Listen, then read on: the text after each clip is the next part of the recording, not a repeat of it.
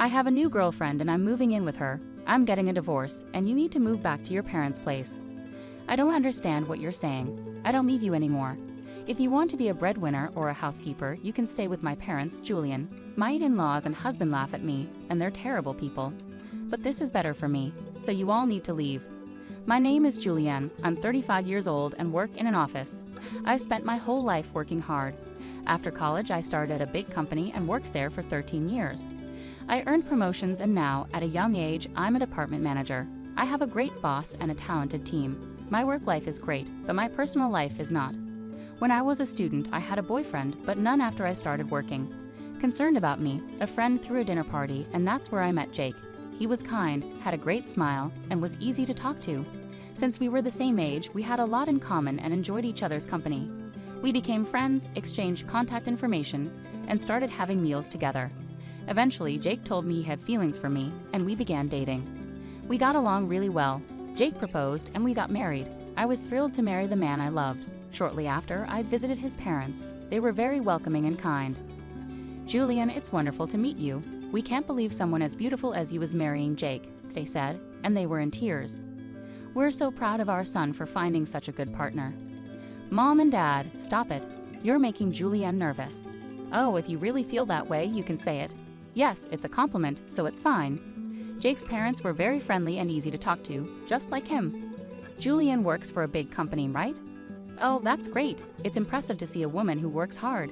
Are you going to quit your job after you get married? No, I plan to keep working. Well, you have a good job at a good company. That's great. I felt relieved. I had heard from friends that their mothers-in-law often told them to quit their jobs because it was a wife's role to support her husband. So I was happy to see that my future mother-in-law was supportive. After meeting my parents, we got married. I was thrilled about starting our new life together. My husband moved into the house I was living in, and we began our life as newlyweds. I was very happy to be with him all the time and to come home to him after work. 8 months into our marriage, my husband told me he wanted to talk about something. If you don't mind, I'd like us to live with my parents. What do you mean, live together? Yes, they're getting older, and I'm worried about them. I understand how you feel. My parents are about the same age, but my brother and his wife live with them, so I don't have to worry. However, since you're an only child, it makes sense that you're concerned about your parents. Does this mean we'll be living with your parents? Yes, that's right. But do they have a room for us? They use every room for various things. Well, if you're open to it, I think it would be a good idea to renovate my parents' house and turn it into a 2-family home. 2 families? Yes. If we do that, it will be much cheaper than buying a new house. We can have a nice, spacious place while still keeping our privacy. I think that's a great idea. My in-laws are kind, and having separate spaces will make things less stressful. Yes, exactly. Thank you so much. My parents will be thrilled. I was happy to see how pleased my husband was. When my in-laws visited us later, they were very thankful. With such a kind and cheerful family, I felt like managing 2 households wouldn't be so bad. Soon after, my husband and I talked about remodeling his parents' house. The cost would be about $200,000. During our discussion, my husband made a surprising request. Actually, I have a favor to ask. Could you cover the cost of the remodeling? What do you mean, the full amount? Yes. Why? My husband looked very uncomfortable. Actually, we're in debt. I was shocked. Neither he nor his parents had mentioned this when we were dating or when we got married. How much debt do they have? About $250,000. What? I thought it would be a few tens of thousands, but I'm stunned by the amount. I ended up shouting in surprise. It wasn't just a small issue, it was growing and seemed unmanageable.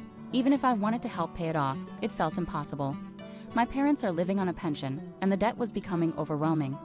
I see, I said, trying to hide my shock and frustration.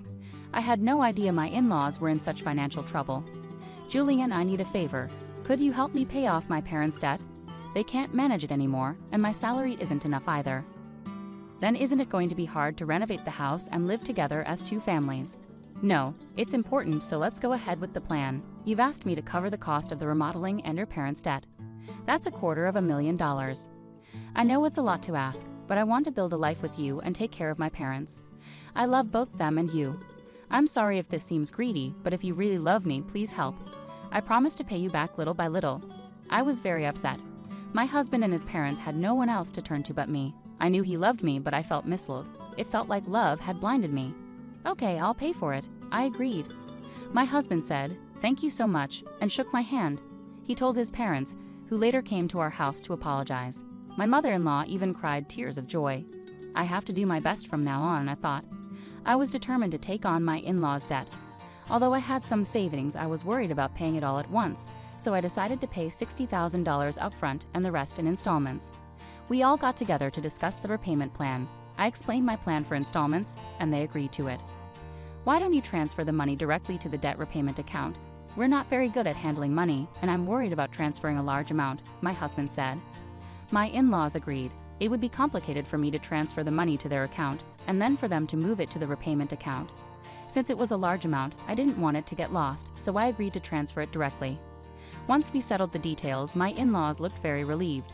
Now we don't have to worry about the monthly debt collection. It's been really scary. Dad and Mom, you should thank Julian properly. Words can't express how grateful we are. Thank you so much. We're so glad Julian is our daughter-in-law. No, I said. I was happy that my in-laws were relieved, but I felt a bit uncomfortable. I worried that they might see me just as a source of money. Despite this, I wanted to support my husband's family. With that in mind, I started making the payments, and we remodeled the house to create a two-family home. We moved into our new spacious home.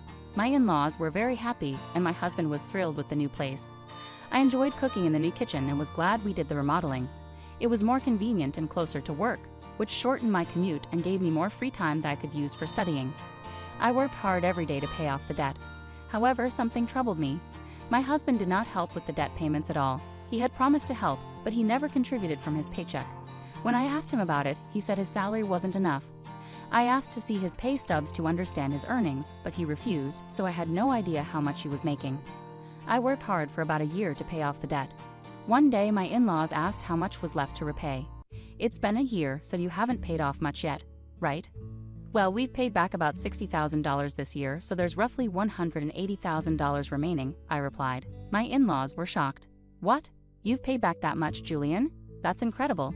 At this rate, you'll finish paying off the loan in about 5 years if you keep working hard. I'm hopeful we can pay it off," they said. "Thank you so much," my in-laws said, crying with happiness. Seeing them so joyful made all the hard work feel worthwhile. A few days later, I ran into an unexpected situation. I had to work late, so I told my husband I'd be home late. However, the work went smoothly, and we finished on time. I rushed home, planning to make dinner for him. When I opened the front door, I noticed my in-laws' shoes. "Oh, my in-laws are here," I thought. I walked toward the living room and heard them talking with my husband. "You made a smart choice marrying that woman, didn't you, Jake? You did well. I can't believe you got a woman with that much money." "When I found out she works for a big company, I made sure to win her over," said my mother-in-law. "You should be more grateful," my husband replied. "Oh my, you're part of the reason we're in debt," my in-laws said. "What? But I owe the least," my husband responded. "What are you talking about? How much did you spend on horse racing? Your gambling is terrible." "I win a jackpot once in a while, so sometimes we were actually ahead." "How can you be ahead when you owed $250,000? But at this rate, we'll be able to get out of debt and be back on track." "That's great, and she even remodeled our house. I got a really good wife." "Well, I'm going to dump her after she pays off the debt," my husband said. My husband and in-laws laughed. I was so shocked that I couldn't move from the front door for a while. After I calmed down a bit, I made a loud noise locking the door and said, "I'm home." When I went into the living room, my in-laws and husband greeted me with smiles. "Oh, Julian, welcome home. Great job, great job. We're heading back to our room now. Let's have dinner together soon." Their gentle smiles felt frightening after hearing their earlier conversation. I was stunned to see my husband pretending to be a good husband with a smile. I questioned why I had been working so hard to pay off their debt. "Didn't you say you had to work late today?" "Yes, but I finished early, so I came home to cook dinner." I tried my best to stay calm until dinner so my husband wouldn't suspect anything. Later, when my husband was taking a bath, I stayed in my room and cried alone. I cried so hard that it made me want to get back at my husband and in-laws. From that point on, I acted quickly. I began preparing for a divorce and made plans for what to do afterward. About 5 months passed. I pretended to be happy and told my husband that I had paid off my in-laws' debt. My husband's eyes widened. "What? You paid off the debt? That $250,000? It was supposed to take about 5 years. Actually, I had quite a bit saved up. I was hesitant to use it all at once, so I started paying a little from my salary and savings. but since we were already under $200,000, I thought it would be better to clear the debt all at once. I see, he said. Do you mind if I show you? I asked, presenting the bank book. Oh, it's true, he said. $180,000 had been paid all at once. My husband tried to hide his excitement, but I could see he was eager to leave. Wow, Julian, thank you. My parents are going to be thrilled, he said. He put his hands on his face, pretending to cry, but I knew it was just an act. Shortly after, my in-laws came over to thank me. Thank you so much. I'm so glad I met Julian. She's truly a blessing. If I hadn't known the truth, I would have been happy to hear their thanks. But knowing what they were really like, I only acted nice because I was preparing for my plan. A few days later, my husband asked to speak with me. He looked very serious. What's going on? I asked. I'm sorry, Julianne, but you need to leave me. What do you mean? I acted surprised on purpose. I have a new girlfriend. I'm moving in with her, so I'm divorcing you. You'll have to go live with my parents. I was shocked by Jake's sudden announcement. I had anticipated he would leave me once the debt was paid, as I'd overheard their conversation, but I didn't expect him to be so upfront about his infidelity. What do you mean, send me to his parents' place? I asked. I don't really understand what you mean, I said. My husband's mood turned sour. You're not getting it at all. I don't need you anymore, but if you want to stay as a housekeeper or breadwinner, I can keep you here. Just then, the front door opened, and my in-laws came in. Jake, did you finally tell her? Yeah, I told her. I wish I could have seen her reaction.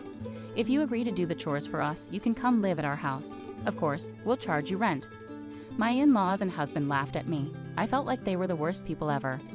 All of you need to leave, I said. My in-laws rolled their eyes. What are you talking about? Have you forgotten? I can easily pay for the renovation myself. You changed the name of the house to mine, so I have the rights to decide who lives here and who doesn't. My in-laws' faces turned pale when they remembered the house title. I was utterly dumbfounded. I'm sorry, but you can't live here anymore. If we get divorced, we'll be strangers, I said. My in-laws began to understand the seriousness of the situation, but my husband, not wanting to be outdone, shot back, but you paid off our debt in full. You're the one who lost money. If we didn't have the debt, we could have afforded a new place to live. That's true. Thank you for letting us live in a nice house while you paid off our debts, my in-laws and husband said. I'm sorry, but I didn't pay off the remaining $180,000 debt, I said. What? No, but there was money missing from your bank book. That was just a separate account I set up to move money around. The debt is still $180,000. I haven't had the collections come yet because I've been paying large amounts consistently. But now the bills will come, so you're responsible for paying the rest. My husband and in-laws were stunned. I then warned them, Jake, you confessed to having an affair, so you'll need to pay. I'll also charge your partner for the affair. Oh no, she's with me because she thought I had money in the house. If I have to pay alimony, she'll leave me. I don't care about that. No, please don't leave us, my husband begged. My husband was scared of losing his lover and my in-laws were scared of losing me. They were truly selfish. I have nothing to do with you people anymore, no matter what you say. I've also put this house on the market. You'll be responsible for paying the $120,000 debt I covered on your behalf through my lawyer. My in-laws were stunned, realizing they were losing everything. I demanded a divorce and alimony from my husband through my lawyer, as well as alimony from his affair partner, and $120,000 from my in-laws for what I had paid. The renovated house sold for about $400,000. It was in a great location, and a family looking for a duplex bought it at a good price. I had to cover $320,000, which included the $120,000 debt and $200,000 for the renovation. However, I ended up with $80,000 profit from the sale. Additionally, I received alimony from my ex-husband and his affair partner, which greatly improved my financial situation. I also got $120,000 from my ex-in-laws. Overall, I came out ahead. I felt this was fair because the damage I endured was significant enough to make me distrustful of others. I initially had savings from learning how to invest with the goal of paying off my in-laws' debts quickly. With substantial savings to start, I invested tens of thousands of dollars, and my assets grew significantly in about a year. Additionally, I received a raise at work, increasing my earnings. Thanks to my savings and investments, I was able to take these drastic steps. My former in-laws ended up back in debt and lost their house, but they brought it upon themselves by deceiving me. People who cheat others should face the consequences. This experience taught me to be more cautious and develop better judgment about people. Going forward, I'm focusing on saving and growing my assets to ensure a comfortable retirement. I want to create happy memories with people I can truly trust. To start, I improved my financial knowledge by taking courses and reading books on investing and personal finance. This helped me make informed decisions about where to invest my money. Over time, I diversified my investments across various asset classes like stocks, bonds, and real estate, which helped my wealth grow steadily and securely. Additionally, I seized opportunities to advance my career. I pursued extra training and certifications in my field, which led to a significant promotion and raise. This increased income allowed me to save and invest more aggressively. I remained focused on my long-term goals, aiming to retire comfortably and enjoy my later years without financial stress. I also wanted to be able to help loved ones if needed. This vision kept me motivated and disciplined. Eventually, my efforts paid off. I bought a beautiful home in a great neighborhood, traveled to places I had always dreamed of, and built strong relationships with friends and family who genuinely cared about me. These connections brought me joy and fulfillment. Looking back, I realized that the challenges I faced with my ex-husband and in-laws taught me valuable lessons. They pushed me to become more self-reliant and financially savvy and helped me understand the importance of surrounding myself with trustworthy and supportive people. In conclusion, I turned a difficult situation into an opportunity for growth. By focusing on my financial health and personal development, I created a better future for myself. I hope my story inspires others to take control of their lives and make positive changes. What did you think of the story? Please subscribe to our channel and see you in the next video. Elderly folks who didn't finish high school speak flawless French. During my son's wedding, Aubrey, my son's wife, sneaked in a comment while using the fancy French. She smirked, making a private joke that felt awkward for a bride. It turned out, the speech we were asked to give for our son was a setup by Aubrey to embarrass us. Aubrey always looked down on us for not finishing high school and never missed a chance to insult us. As an Ivy League graduate, she often said things like, "For someone who dropped out of high school," when she suggested we participate in the wedding. Maybe she planned to make fun of us in front of her family. Perhaps she thought high school dropouts couldn't speak French properly. Despite her expectations, we reassured our son and, determined to stand up to Aubrey, I took the microphone. I'm Violet, turning 70 soon. Despite challenges growing up, we lead normal lives like any family. We've always protected our son from our struggles. Our sacrifices paid off when he married Aubrey, but the wedding brought new challenges. When we first met Aubrey, she seemed modest and gentle, making us happy about our son marrying such a wonderful person. But things changed when my husband talked about our son's past. He's always been smart, unlike us. He even went to state university. Aubrey interrupted. "Oh, so you two didn't go to a public university?" "No," I said, "we didn't finish high school due to family issues. We had to help with the family business instead of going to school." Despite some not-so-proud moments, we exchanged sad smiles at my eldest son's wife's reaction. It's not like we didn't want to go to school like everyone else, but we were proud of our home and didn't resent it. Well, hearing that someone only finished middle school is quite surprising, right? Absolutely. But I'm glad intelligence wasn't passed down to Tyler. What do you mean? Having in-laws who only finished middle school is like a black hen laying a white egg, my eldest son's wife said with a slight smile. The tension in the air skyrocketed instantly. While we couldn't say we were proud of it, my husband and I exchanged looks at her straightforward comments. Her words caught us off guard, but my eldest son's wife didn't seem bothered. Instead, she laughed, saying, "Oh, was that too hard for high school dropouts?" Her carefree smile left us speechless. Trying to give her the benefit of the doubt, we thought maybe she didn't mean any harm and held our tongues. However, her words and actions showed nothing but disdain, as if she was looking down on us. It seemed she viewed us as pitiable, uneducated in-laws just because of the term high school dropouts. From then on, her attitude worsened, and she made hurtful comments whenever she got the chance. "You two tied the knot pretty early, huh? Probably because you had nothing better to do." "That's not true. We got to know each other and then decided to marry. It was a time when you could choose who you loved. But marrying another high school dropout probably means you could only find someone at your level, right?" Aubrey said, her words filled with malice and a mocking smile. Despite our warnings about her behavior, she continued acting as if we were arrogant and didn't seem to listen. Around Tyler, our eldest son, she put on a decent act, but in his absence, she became bold, openly expressing her criticisms. Sure, my eldest son graduated from an Ivy League school, but her conduct showed that academic achievements don't necessarily reflect one's character. As the wedding preparations advanced, her attitude deteriorated. During dinners at our home, she'd make comments like, "Oh, even someone with just a middle school education can cook, huh?" Observing the meal I prepared, she once remarked, "Even with just a middle school education, you live in such a nice house. Maybe it's because your son is so accomplished." Her tone implied that we were somehow dependent on my eldest son. "Aubrey, please show some respect to my dad. This house was bought with his hard-earned money. Tyler is kind, and maybe he helped, but don't be disrespectful." Even when Tyler noticed and tried to intervene, Aubrey brushed it off, saying, "I didn't mean any harm," while smirking at us. When I looked into her condescending eyes, all I felt was malice. Even when my eldest son tried to correct her, she assumed I had tattled on her and seemed annoyed. He couldn't possibly earn enough to build a house just because he dropped out of high school.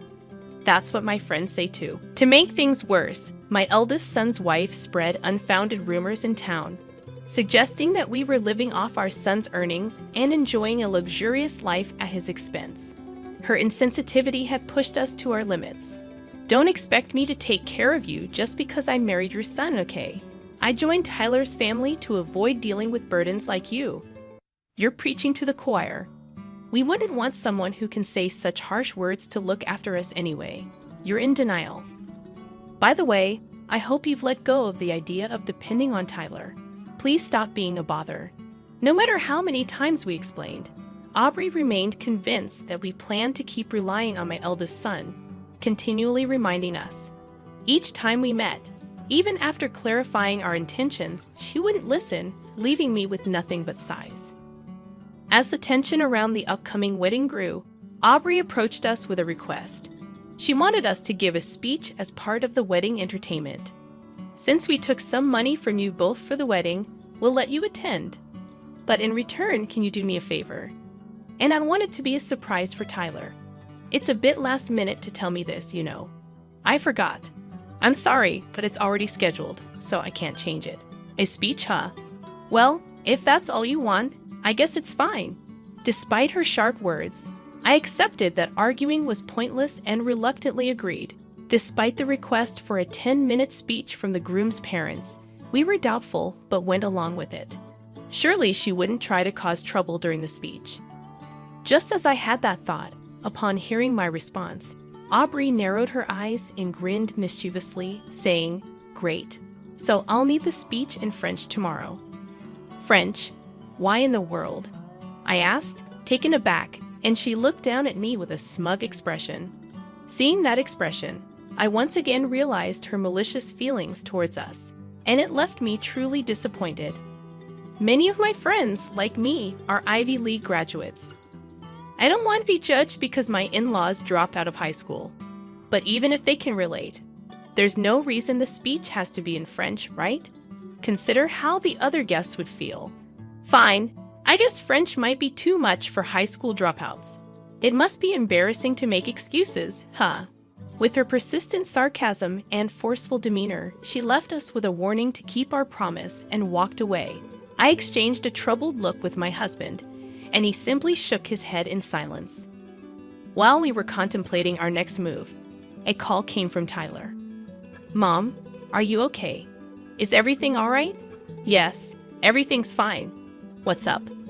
"I heard from Aubrey that you guys are going to help make the wedding special."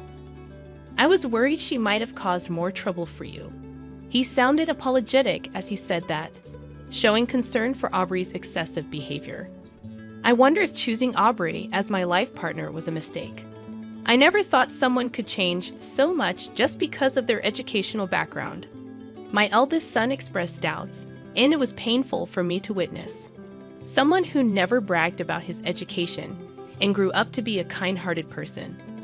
Without further worry, my husband and I exchanged a knowing glance, nodding in agreement. "We're okay, honey. Don't stress. Just look forward to the wedding, we'd assured him. With that, we started preparing our speech, determined to show Aubrey our true selves. The next day, we headed to the wedding venue. On the wedding day, everything appeared to be going smoothly, except for the occasional glances and sneers from Aubrey's friends seated on her side. Even when we crossed paths in the corridor, they deliberately bumped into my shoulder without a simple greeting. Without an apology, they moved on with scornful smiles, leading me to believe they might have heard things about us from Aubrey. "Violet, are you okay?" "Yes, I'm fine." I could sense they had been briefed on something, but even then, their rudeness was quite evident. As first-time acquaintances, their character left much to be desired. If I was deemed the problem, they were certainly no better. I straightened my posture, sighed deeply, and waited for the right moment to respond. Now we have a surprise speech from the groom's parents. At the lively announcement, my husband and I looked up. My eldest son appeared shocked, and beside him, Aubrey sneered at us with a smirk that seemed entirely out of place for a bride. The French from the elderly high school dropouts is sure to be entertaining. My eldest son's wife whispered just loud enough for us to hear as we walked by. I had half a mind to slap that smug face, but I restrained myself and took hold of the microphone. After a brief moment to gather myself, I began my speech. First, let me share a little about us. As I started, I noticed from the corner of my eye that Aubrey's eyes widened in surprise. She likely expected a disappointing speech in broken French from the grandparents. While our fluency might not be native-like, it's safe to say we exceeded her expectations. My husband, seated beside me, went on to showcase proficiency in several other foreign languages, not just French. Witnessing Aubrey's wide-eyed and stunned expression, I couldn't help but smirk. How can you give such a speech?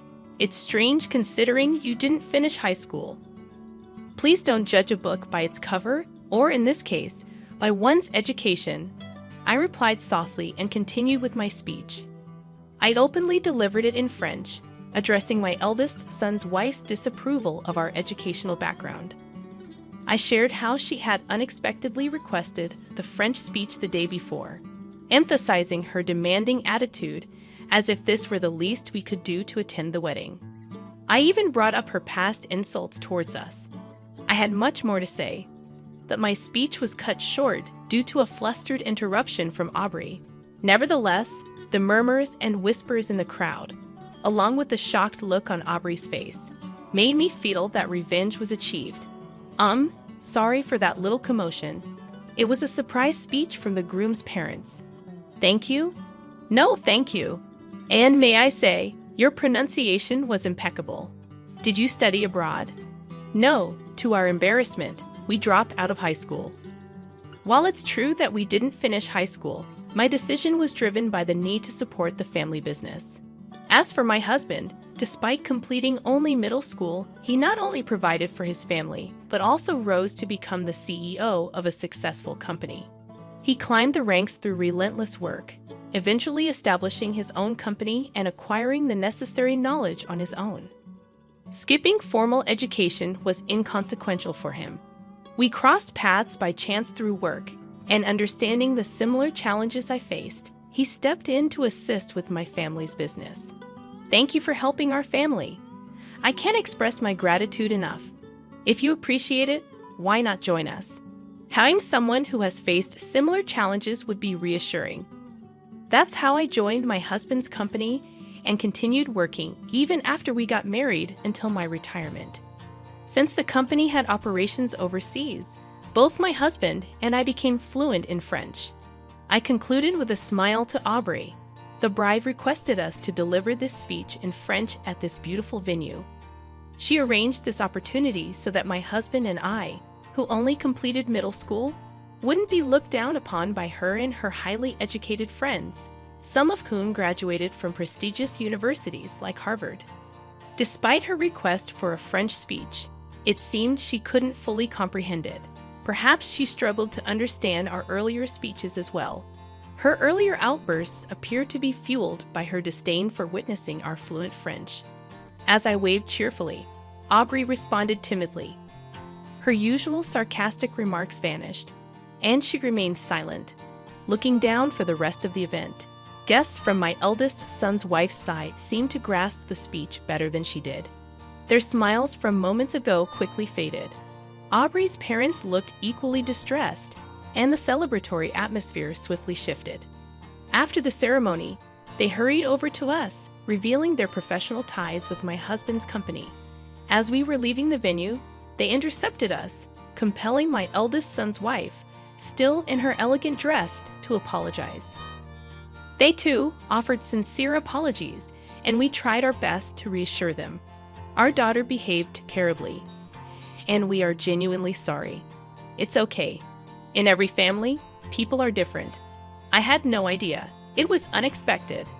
Well, maybe you never really paid attention to what I said. You were so proud, saying a black hen lays a white egg. When I disclosed the incident in front of her parents, both turned red and glared at their daughter. My eldest son's wife's complexion worsened even more. We'll make sure she reflects on her actions and discipline her appropriately to prevent a repeat. That's fine. She's now part of our son's family. She expressed a desire to distance herself from us. To make matters worse, tears welled up in my eldest son's wife's eyes. Her parents seemed formidable, but that was not our concern. Additionally, I heard of her friends had severed ties with her, believing baseless rumors, saying, "We thought you had terrible in-laws with just a middle school education. She must have felt embarrassed for getting entangled in all that. Why is this happening to me? If Tyler had told me, none of this would have happened." I did tell you. They had enough earnings to build a house and didn't need financial help. They even covered all of my college tuition. Yeah, you never really listened to me either. With those stern words, Tyler turned his back on her. Though typically mild-mannered, Tyler had reached his breaking point with the situation and was even contemplating divorce. Abandoned by relatives, friends, and even my eldest son, Aubrey found herself completely isolated. A few days after the ceremony, despite serious contemplation of divorce, it appeared they were still trying to work things out in their marriage. Despite being abandoned by my eldest son, Aubrey seemed to be working tirelessly, as if she had transformed into another person. "Violet, can we please put the past behind us and get along again? I don't recall us ever getting along in the first place." Although she seemed remorseful in front of Tyler, she often approached us, feigning apologies. Being one to hold grudges, I chose to ignore her attempts to mend ties with my eldest son and our family and kept my distance. Who was suggesting cutting ties, do you think? Oh, come on, stop pretending and lend me a hand, will you? Always nagging. You're the most spiteful person. Why, thank you. Trying to showcase an old couple's French skills was quite a move as well. Unhappy with my response, a frustrated Aubrey glared at me with her unapologetic attitude. It seemed our relationship might be irreparably damaged soon. Regardless of the difficult position it put her in, I wondered about the source of her high pride. She looked down on us and was unwilling to reflect on her actions. Recently, a relative who had recorded the wedding sent us the footage. When it reached my speech, we clearly saw the surprised expression on the bride's face and burst out laughing. School isn't the only place to learn. Maybe I should try picking up something new. Why not? Perhaps I'll join you. We decided to head to a bookstore together to search for study materials.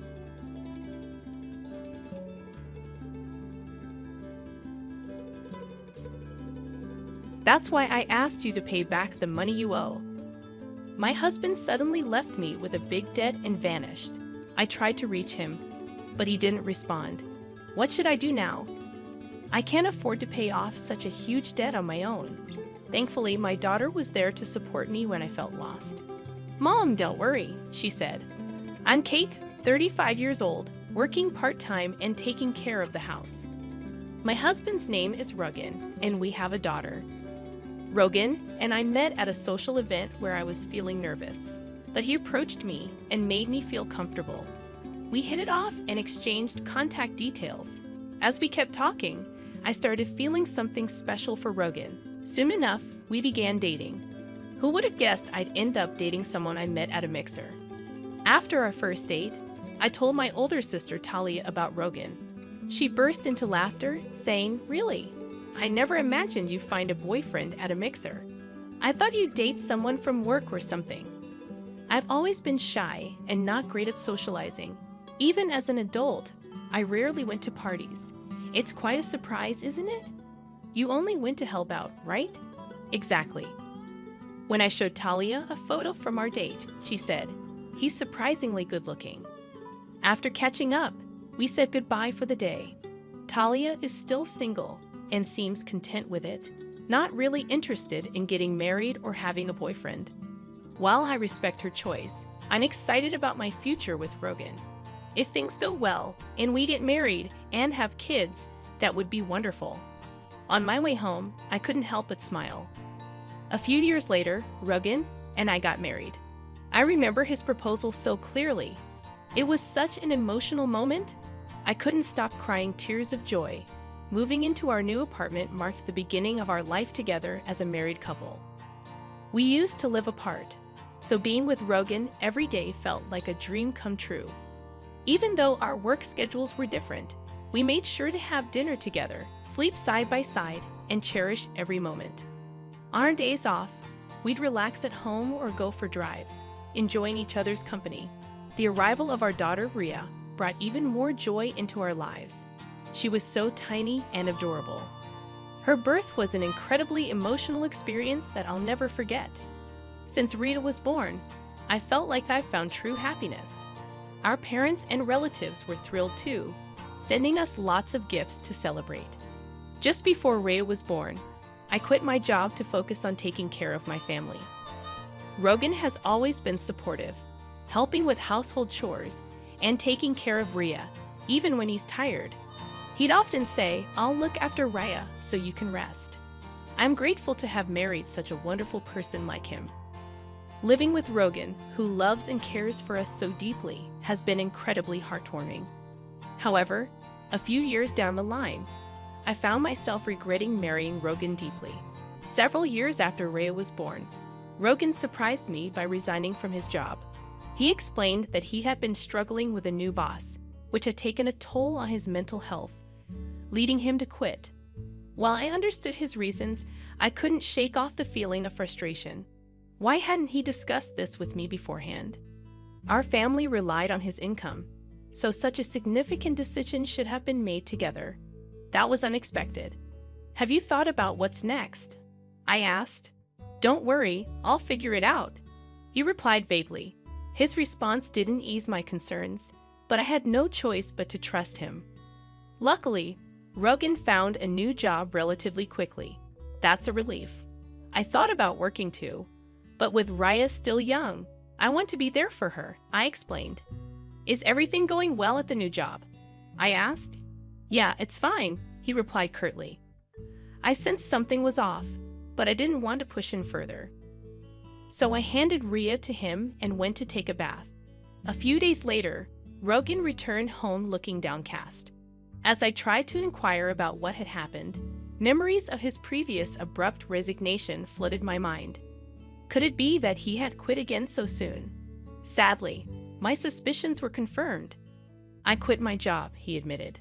"Why?" I asked. "I just couldn't get along with my coworkers, especially being bossed around by someone much younger," he explained.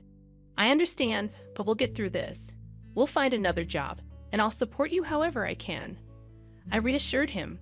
Suddenly, Rogan's demeanor changed, and he lashed out at me. "Why do you look so displeased? You only eat because I work. You just stay at home and act all superior," he snapped, tossing his bag onto the table. Confused by his outburst, I asked, "What's wrong?" "Just shut up," he retorted angrily, grabbing a whiskey from the fridge and downing it in one go. I was taken aback by his behavior. I'd never seen him this upset before. I tried to calm him down, but he continued to vent his frustrations, eventually slumping onto the sofa in a sullen mood. I was shocked and hurt by his words, and our relationship suffered as a result. Since then, Rogan has been stuck in a cycle of finding and quitting jobs. We went through uncertain times and faced many anxious days. "Rogan, can't you take your job more seriously?" I tried to be understanding initially, But with everything going on, I couldn't stay silent any longer. You're being unreasonable. If you're unhappy, then you should work and earn money. You rely on me too much. But what about Raya? What about her? Lately, Rogan seemed to be losing interest in Rhea and avoiding her. When Raya was born, he was so attentive and happy, but now he was like a different person. No matter how much I pleaded, he showed no interest in finding work. Eventually, I had to leave Rhea with Talia and start working myself. I'm sorry to burden you with this, I told Talia. It's okay. Rhea and I will be fine, she reassured me. Rhea had just started kindergarten, so leaving her with Talia wasn't too concerning. I trusted Talia to take care of her, and Rhea was surprisingly mature and calm for her age. She enjoyed reading newspapers and could write long sentences. Rhea was quiet and composed, and I worried if she would make friends at kindergarten. But she surprised me by making many friends and enjoying her time there. It was heartwarming to see as a parent. With Raya settled in kindergarten and Talia looking after her, I felt confident about working outside the home. When I started job hunting, I was surprised to land one quicker than expected. So I began working full-time, and the pay was better than I had hoped for. Even if Rogan didn't have a job, our finances would likely be stable. Luckily, the work environment was pleasant, and despite the busy days, I enjoyed it. After a few years, Rogan finally found a stable job too. It seemed like he had found a workplace that suited him. I felt a huge sense of relief knowing this. Over time, Rogan's mood improved, and he started to resemble the man I married. He became more considerate of my work-life balance, asking if I was tired or if work was tough. I was surprised by his change. Maybe having a stable job gave him peace of mind. Rhea was growing up well, and Rogan became a caring father to her again. Seeing them play together always made me happy, but the thought of quitting my job and returning to the old ways made me anxious. So I continued to rely on Talia for childcare. How's Rhea? Is she doing okay? Don't worry, she's happily playing, Talia reassured me. As long as Rhea was happy, I felt at ease. I still depended on Talia and had been thinking of treating her to something special to show my gratitude. Several years passed, and Rhea was now in the 3rd grade. She went to school every day with excitement. Our family remained close-knit and loving, just like before. I pondered over what had caused the previous strain between Rogan and me. Our home life now felt stable, as if past issues had been resolved. Then one day, Rogan suggested something unexpected. Have you thought about getting a new car? He asked. A new car? I replied, surprised. Yes, our current one is reliable, but it's getting old. If it's becoming too costly to maintain, I agreed, realizing our car had been with us for a long time and repair expenses were mounting. You might be right. Maybe it's time for a new one. I thought you'd agree.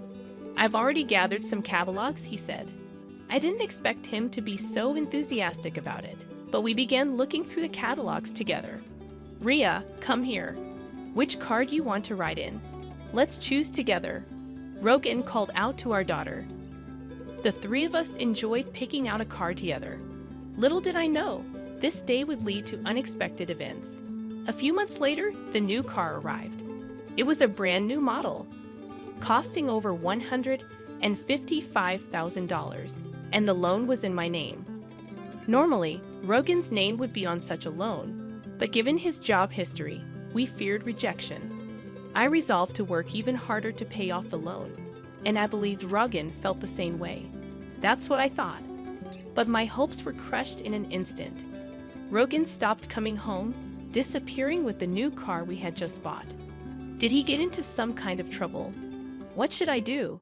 Just then, my phone rang. It was Rogan. Rogan, where are you? What's going on? I couldn't hide my concern. Relax, he said. You vanished out of nowhere, and the car is gone. Are you in trouble?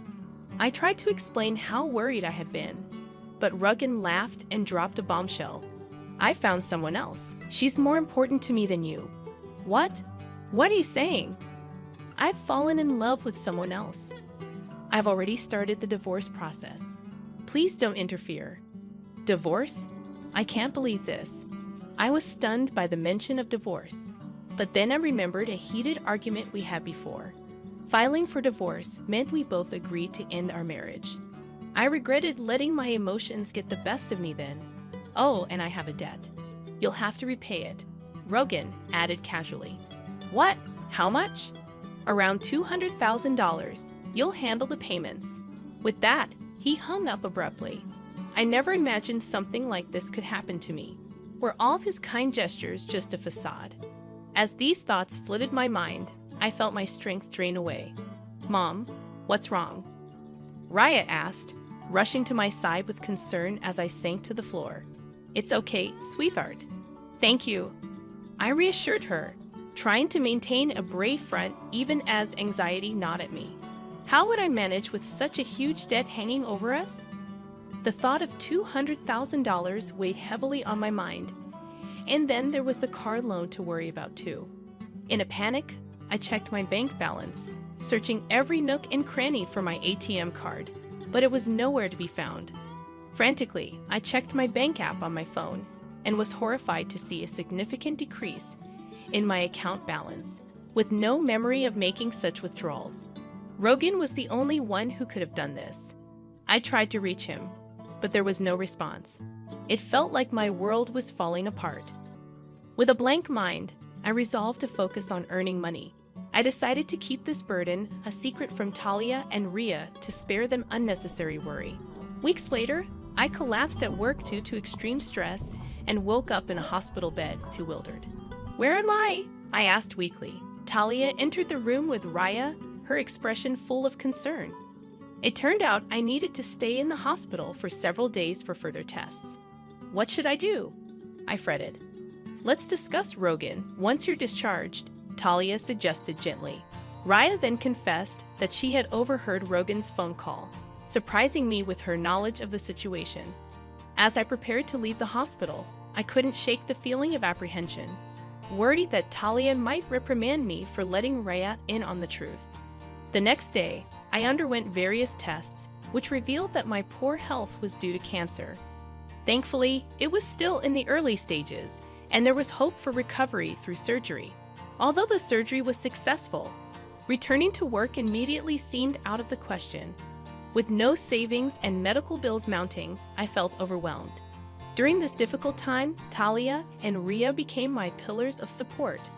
When Rhea explained the situation to Talia, she was even more outraged than I had expected. Talia tried to track down Rogan to make him repay the debt and cover the medical expenses, but his whereabouts remained unknown. What should we do if we can't find Rogan? I wondered aloud. Talia then suggested an idea. What about the car that's in your name? Rogan has it, right? Maybe we can try to get it back. Is that even possible? I asked, surprised. Talia explained further. I found out where Rogan is currently working. Surprisingly, he's at a different company inside the same building where I work. Although I usually work remotely, I've seen him there on occasion. With this information, we can make a plan. Then let's go to Rogan's workplace right away, I suggested, eager to confront him. But Talia advised against rushing into things. We need a solid plan, not just a spontaneous approach, she cautioned. Rhea and I have an idea, she continued. That's right, a plan? Raya confirmed, exchanging a smile with Talia. I couldn't quite grasp the significance of their demeanor. As I watched them silently, Rhea smiled reassuringly and said, Don't worry, everything's taken care of. What kind of plan have they concocted? They didn't provide details, but everything became clear a month later while I was at Talia's house. Suddenly, a call came in. Glancing at the caller ID, I saw it was from Rogan. Initially, I ignored it, but it kept ringing persistently. Something must have gone wrong. Summoning my courage, I answered, and Rogan's frantic voice pleaded, Please, help me. I'll explain later. Just come now. I'm in trouble, about to be arrested.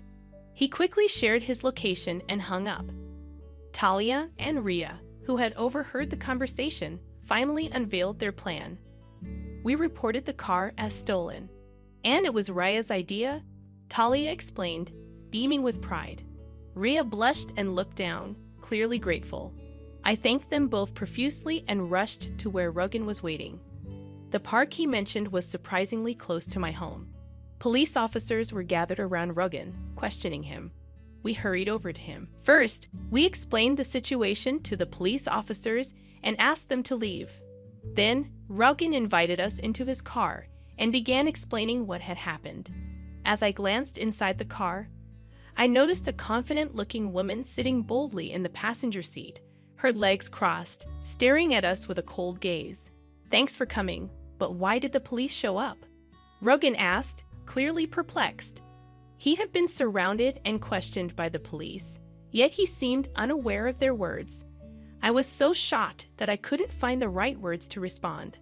"I reported the car as stolen," I finally said. "After all, the car belongs to me. We're divorced, so there's no reason for you to be using my car. Reporting it stolen was the logical thing to do. You probably didn't expect to be accused of car theft." Rhea chimed in, addressing Ruggin, who appeared shaken. "Dad, why did you leave us? Why won't you take responsibility for repaying the money? Explain yourself." Ruggin sighed and looked at us with an exasperated expression, but he remained silent. "If you refuse to speak, I'll have to involve the police. Using my name without permission is a crime," I warned him sternly. At this, Ruggin began to speak hesitantly, bit by bit. He opened up about his mistress, Lily, who had recently started working at the same company as Ruggin. Their relationship began at a company welcome party and quickly turned romantic. Shockingly, Ruggin discovered about 3 months ago that Lily was pregnant, evident from her growing stomach. "So you chose her over us and left?" I questioned, my tone sharp. Talia chimed in, interrupting Ruggin's attempt to explain. She criticized his past actions, including his irresponsible behavior toward the family, frequent job changes, and quick temper. Ruggin, seemingly lost in thought or simply ignoring Talia, remained silent, while Lily's irritation was evident. She pressed him about the $200,000 debt, but he stayed silent. Then Lily dropped a bombshell. He borrowed money in his wife's name to buy me luxury items. I was lucky. A $200,000 debt for gifts to Lily. What extravagances had he bought her? It was surprising how easily Lily revealed this information, considering it could incriminate them both if they were conspiring. As I pondered this, Rhea asked Lily about her pregnancy. "When are you due?" Lily replied, "In about 3 months." But the timeline didn't add up. She claimed to have been pregnant for 3 months, yet she was due in the same amount of time. Something didn't quite make sense. Isn't the timing a bit off? Talia noticed the inconsistency and questioned Lily further. Is the baby really Ruggins? It seems strange for the due date to be in 3 months. Whose child is it? Talia's suspicions were clear. Though taken aback, Lily didn't seem inclined to hide anything. Actually, the child isn't Ruggins, she confessed. I thought about keeping it secret, but dealing with him further seemed like too much hassle, so I decided to come clean. Is that why you admitted to the debt as well? Talia pressed. Yeah, there's no point in sticking with Ruggin anymore, Lily replied, her tone mocking. The atmosphere grew tense and uncomfortable. I wanted to leave immediately. Meanwhile, Ruggin stared at Lily in disbelief. What are you saying?